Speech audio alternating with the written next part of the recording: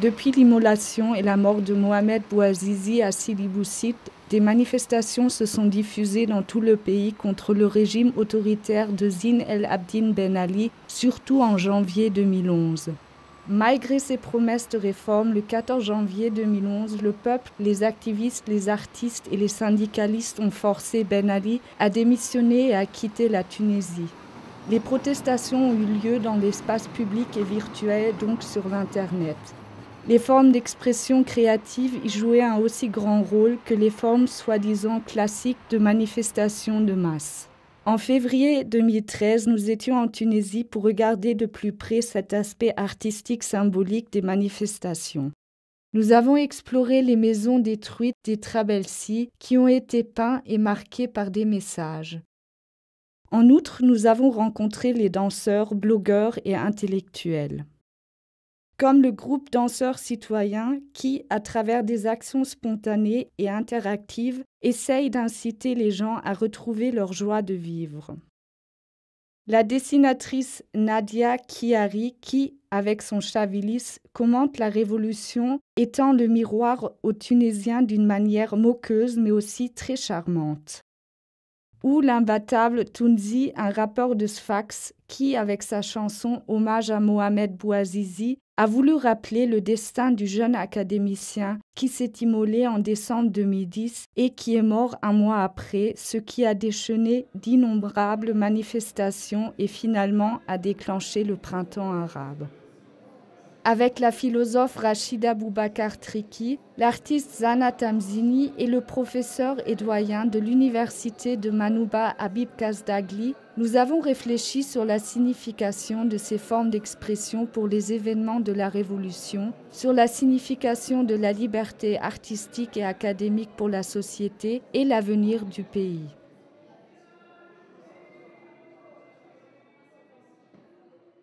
Il y a une très grande dynamique depuis 2 ans. Ça se passe effectivement dans l'espace public d'abord. C'est une révolution de l'espace public.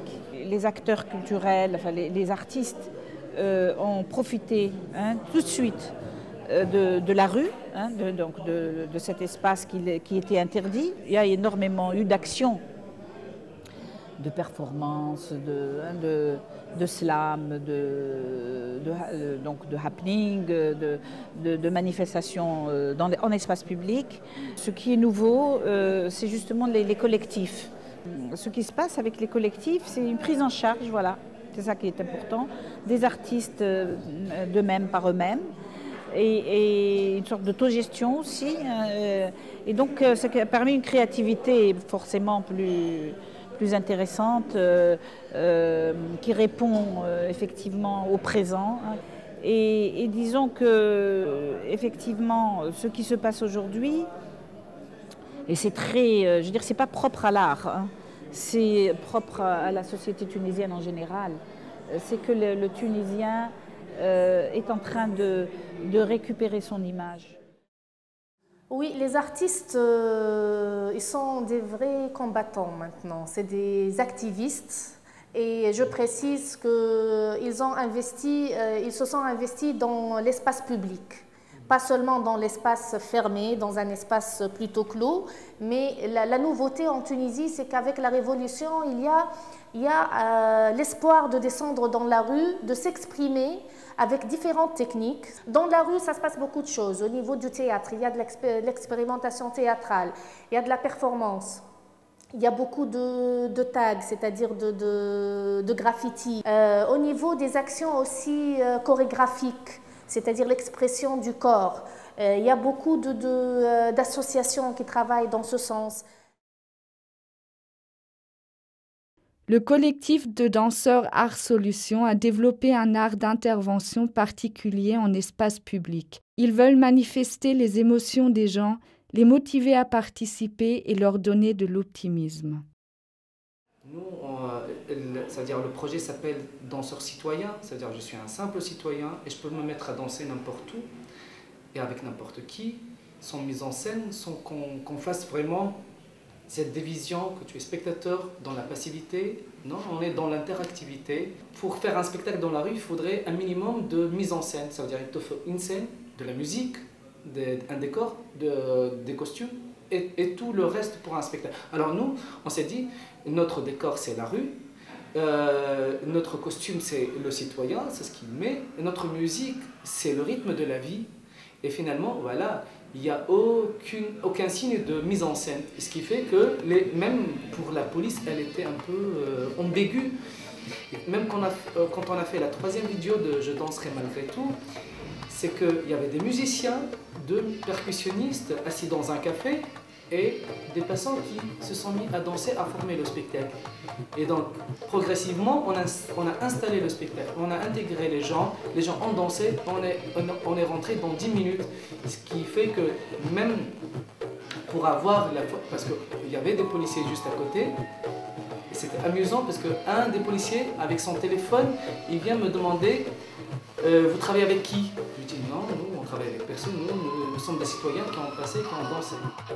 L'interdiction dans l'espace public, ça a commencé aussi après la Révolution, c'est que nous sommes en état d'alerte et après ils se sont dit voilà, pour toute manifestation, de toute façon, et la manifestation elle commence à 5 personnes. Ça c'est la loi tunisienne. Et finalement, ça, c'était toujours le temps de Ben Ali, hein, c'est-à-dire. Mais maintenant, ça devient plus dur parce qu'on contrôle plus l'espace public. Ça reflète aussi une mentalité des Tunisiens que le système de Ben Ali, peut-être, on avait les rues plus propres. On n'avait pas des murs gris, on n'avait pas des poubelles partout. Mais aujourd'hui, on est face à une catastrophe dans la rue. Ça veut dire ça a un grand impact sur la psychologie des Tunisiens quand ils sortent dans la rue. Si on va parler d'obscurantisme dans l'esprit, c'est avec aussi un autre langage. Il faut laisser une empreinte chez les gens. C'est ça le vaccin contre l'obscurantisme. C'est que tu donnes une énergie, il va rentrer avec une énergie positive. Il va se dire, oui, c'est ça la Tunisie. La création, c'est une manière de résister. Et la résistance, elle commence par l'art, par la création. Et c'est que les gens eux-mêmes sont créateurs. Il ne faut pas diviser en consommateurs et en créateurs.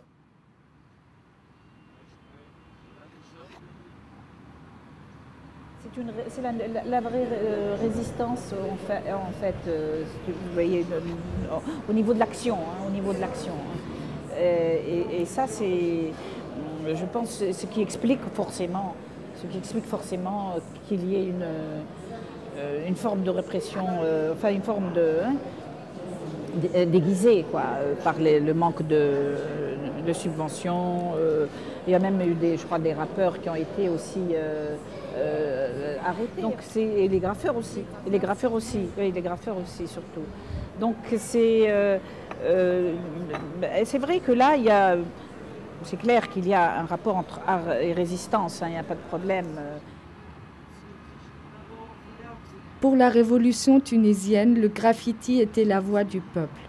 Il exprime les revendications du peuple et documente comme un journal les événements durant la révolution.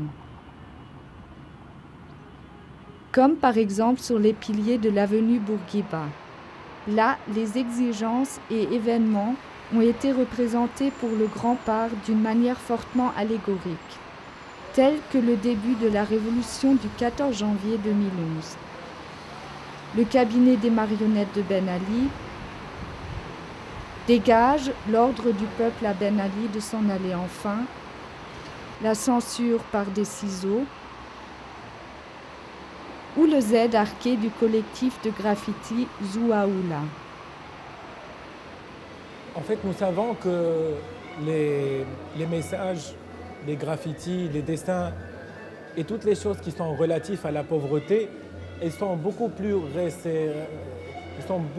simplement reçues par le simple citoyen que d'autres slogans des soi-disant partis politiques, qu'ils soient laïcs ou islamistes, et qui parlent des choses floues pour un citoyen qui est pauvre ou pour un citoyen qui est très simple.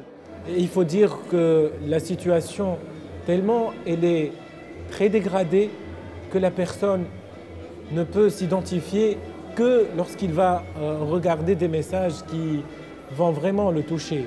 Moi, je pense que trouver un mur où on peut écrire des messages vaut mieux qu'un mur qui est blanc sans aucune âme et sans aucun esprit. Le street art présente une révolution dans l'art en soi. Le fait qu'on fait d'art sans avoir des écoles de pensée artistique, sans avoir des mouvements bien déterminés, hérédités depuis X, Y et Z. Donc c'est vraiment très intéressant. Je pense que le fait qu'on a choisi de faire du street art, c'est en soi un pas très important, car dans l'art en soi, on va faire une révolution et on va faire quelque chose, innover, si vous voulez dire.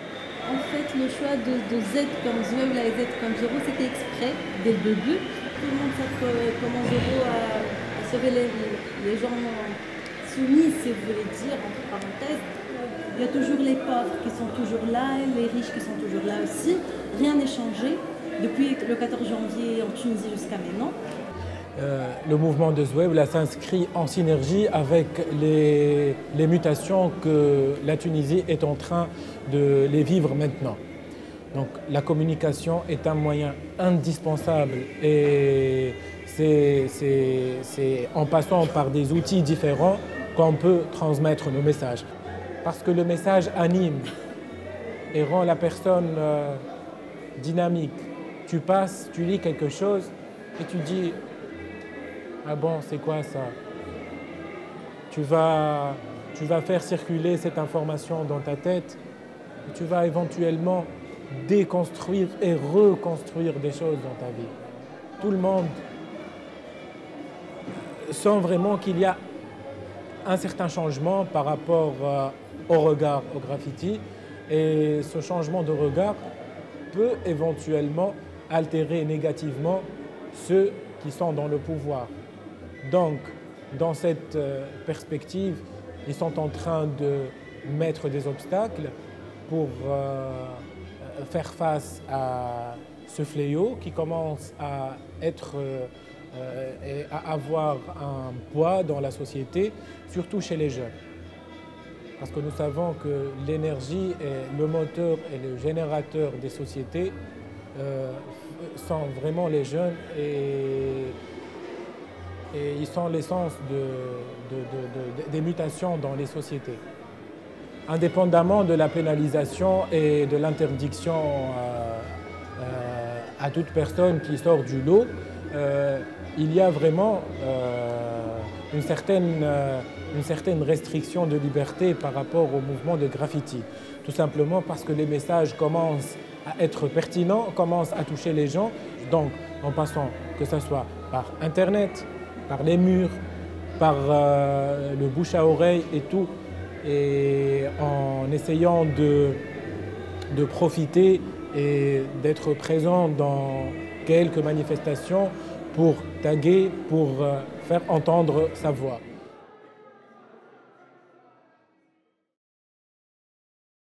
Pendant la révolution tunisienne, la caricature a eu un rôle particulier. Quand Nadia Chiari a inventé le chavilis, elle ne se doutait pas encore que ce caractère devienne le symbole de la libération. Le chat philosophant est présent partout, sur Internet ou sur les murs des maisons détruites des Trabelsi. Il représente le rire de la révolution. J'ai toujours dessiné, j'ai toujours adoré dessiner et je faisais toujours des dessins pour faire sourire mon entourage. Le chat, au départ, bon, c'est mon chat qui s'appelle Willis, donc je l'ai toujours représenté dans des histoires de chats avec les chats du quartier. Et là, je l'ai utilisé comme avatar pour pouvoir s'exprimer aussi. Le chat, c'est aussi un symbole d'indépendance, c'est un symbole de liberté. On ne peut pas le domestiquer, on ne peut pas lui donner d'ordre. Je lui faisais dire ce que j'avais envie de dire, tout simplement. Je lui faisais prendre la forme la plus adaptée au discours. Donc le chat pouvait se transformer en Ben Ali, comme pouvait être un citoyen, comme pouvait être une femme, comme une vieille dame, comme Gaddafi. Il prend la forme que j'ai envie de lui donner, il n'y a pas un seul chat. L'humour a vraiment explosé après la Révolution. Il y avait, malgré la situation très difficile, malgré les tensions, l'angoisse, il y avait ce besoin de rire, malgré tout, tourner en dérision des situations difficiles. Donc c'est une sorte de catharsis, c'est une sorte de, voilà, une manière d'exorciser la peur par le rire.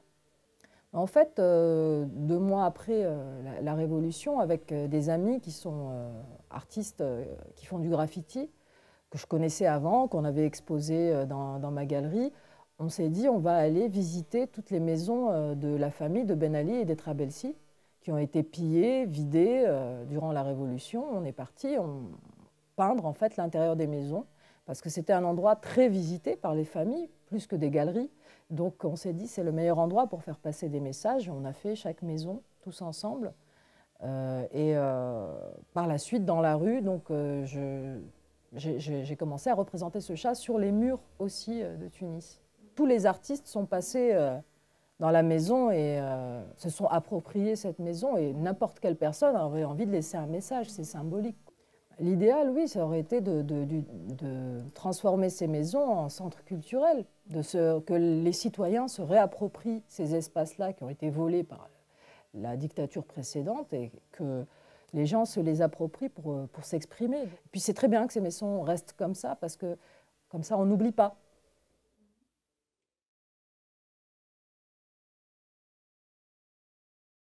Depuis la fin des années 1990 en Tunisie, le rap se développait déjà sous le régime autocrate de Zine El Abidine Ben Ali. Pour des raisons de censure et d'interdiction de se réunir, il restait pourtant caché. Quand les rappeurs performaient au public, il y avait toujours la présence de la police qui intervenait au cas d'expression contestataire. Pour cela, les chansons critiques envers la politique avaient été distribuées par des réseaux sociaux et le téléphone. Elles attribuaient à la conscientisation et formation d'opinion. Bien sûr, le rôle du rap, c'est de parler, comme je vous ai dit, des choses négatives pour que le système voit ses défauts. Et à partir de cela, il peut créer des choses qui sont bonnes pour le peuple et peut aider le peuple à vivre mieux dans sa vie quotidienne. C'est l'imbattable التونسي ديني الإسلام دين الإسلام فرق بينه وبين اليهود جرد جملة جرد كلمة ويقولوا على البلاد مسلمة نسات عري رجال تلبس المكبوس شو تحب توري والله لنا مرزة النفوس من المسمور وصلت الروس يرزون التخمام أنا بالاسم تابعين الدين الإسلام. L'imbattable Tonsi, rappeur, comme je vous l'ai dit, depuis 10 ans. J'ai 23 ans. J'ai commencé à rapper à l'âge de 13 ans, tout jeune même. Je viens d'abord d'un quartier populaire où on trouve fréquemment les problèmes, la misère, tout ce qui est en rapport avec le mal-vivre en général. J'ai choisi d'être un rappeur avec une cause. Pas pour faire du fric ou n'importe quoi, non. Je rêve d'une Tunisie meilleure. Je voulais plutôt que le Tunisien ait le droit de parler comme il veut, de penser comme il veut. Bon, ces choix m'ont fait des mauvaises conséquences sur moi, sur ma famille aussi. En 2010, en décembre, disons 23 ou 24 décembre, 4 jours ou même 5 jours après l'incidence de Bouazizi, j'ai fait aussi un titre qui a eu un grand succès, qui s'appelle Hommage à Mohamed Bouazizi. J'ai décrit dans ce titre comment même les médias ont redécrit ce jeune par un hors-la-loi, un salaud, un contre-système ou quoi. Bon, j'ai écrit les raisons pourquoi Mohamed Bouazizi a voulu brûler son corps, pourquoi la Tunisie a devenu à cet état critique, très critique même. À 4 h du matin, les polices vont à ma maison et me prennent pour passer 2 jours en prison. Bon, j'ai vécu des 48 heures les plus longues de toute ma vie. Juste, je prends des coups partout dans mon corps. Et ils m'ont cassé 3 de mes dents, et la colonne vertébrale.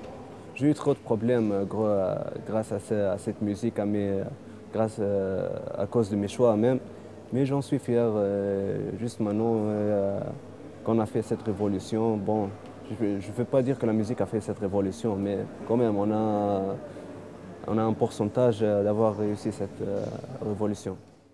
Ce qui s'est passé au niveau des réseaux sociaux, donc de Facebook, etc., c'est toute une bataille, on peut dire, hein, qui a eu lieu contre la censure, qui est systématique et qui petit à petit s'est transformée donc, en, comment dirais-je, une sorte de lieu de combat.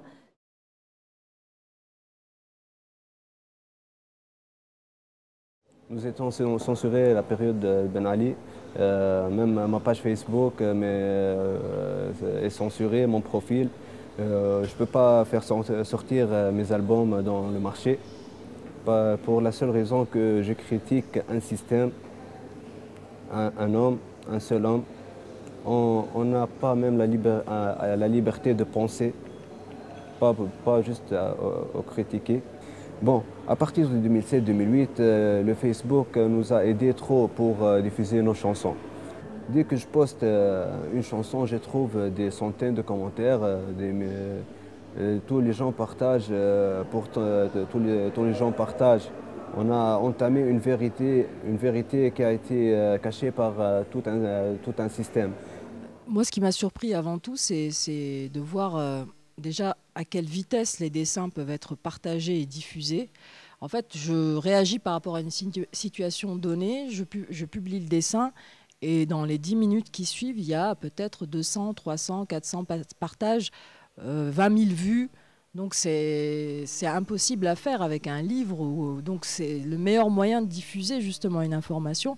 Moi, ma plus grande fierté, en tout cas par rapport à la diffusion de mon travail, c'est que j'ai découvert une fois sur le net, justement, des gens qui prenaient mes dessins, qui les imprimaient et qui allaient manifester avec. Donc pour moi, c'est la plus grande fierté parce qu'on utilise mon message dans une manifestation. Les gens brandissaient le dessin comme ça et moi, je me dis, voilà, si mon travail peut servir justement de passerelle où les gens peuvent se l'approprier pour faire passer quelque chose, pour moi, c'est gagné, quoi. On a des milliers de commentaires, des milliers. Sur Facebook, il y a 5000 commentaires et tout le monde respirait à travers cette petite vidéo et il voyait la Tunisie pas comme on la présente dans les médias. Donc, nous, on a touché notre but. C'est de ramener ça vers les gens, c'est de ramener le vrai sens de la vie. Il y avait cette attente, il y avait beaucoup d'angoisse, des tirs, des hélicoptères et tout ça. Et nous, on était sur Facebook, il y avait le téléphone, il y avait la télé. Et ce qui est extraordinaire, c'est l'appel au secours. Et là, on était le citoyen en direct avec son téléphone, avec l'animatrice de télé, avec l'armée. Et puis, voilà, on dit, telle rue, ça se passe, il y a quelque chose qui se passe, venez vite. Et puis, elle transmet le message aux armées et tout de suite, il y a l'action. Et cette interactivité, mais vraiment live, et c'est grâce à la nouvelle technologie aussi, on constituait entre nous sur Facebook des événements. En même temps, on sortait avec des artistes en contact, on était en contact sur Facebook et par SMS, pour faire des mouvements. Et ce qui était extraordinaire, c'est qu'il n'y avait pas d'autorisation de l'État pour faire une œuvre artistique dans la rue.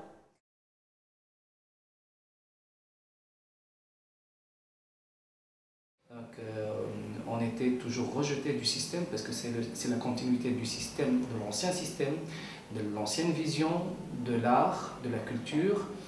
Et on s'est retrouvé face à une guerre, face à une mentalité.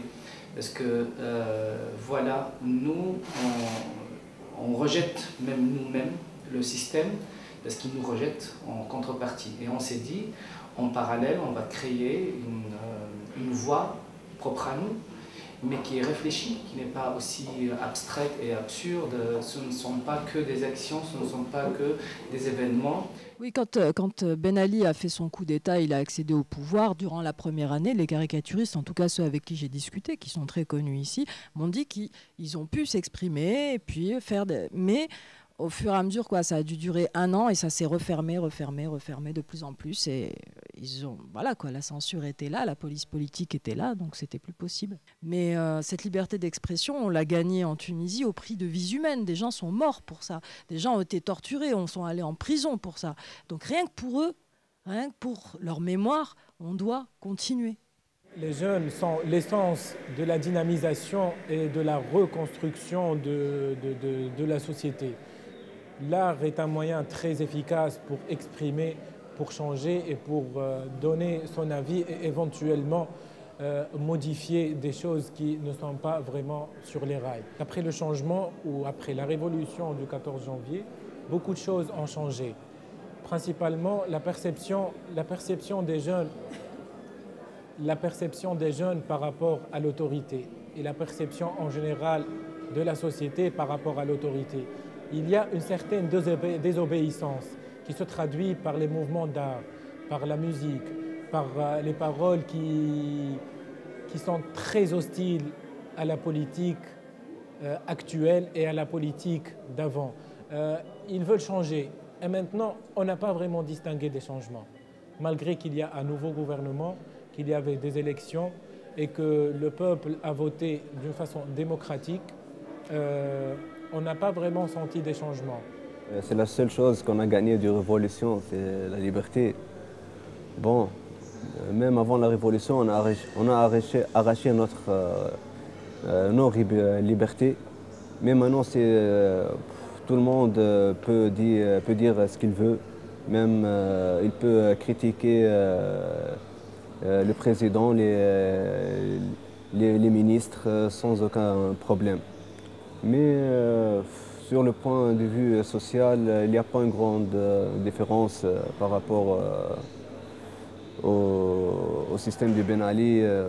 Il y a toujours des gens qui souffrent, des gens qui n'ont pas le minimum des choses pour un être humain, pour survivre même. C'est malheureux de le voir dans un pays 2 ans après une révolution. Mais toujours on espère d'un lendemain meilleur. Le rap, par principe, c'est l'art de la rue. Il reflète tout ce que les citoyens peuvent penser à, tout ce que les citoyens souffrent de contre. Le rappeur doit parler du tout et surtout des choses négatives du système, bien sûr. S'inspirer de la réalité. Oui. S'inspirer des problèmes des jeunes, les problèmes de ce peuple. On ne doit pas limiter nos idées, notre stylo pour faire plaire nos textes à quelqu'un ou à quelqu'un d'autre. Tout ce que le peuple vit maintenant, on doit le refléter dans des textes, dans des paroles. Et comme ça, on peut critiquer cet état ou cette situation pour le faire améliorer et trouver des solutions.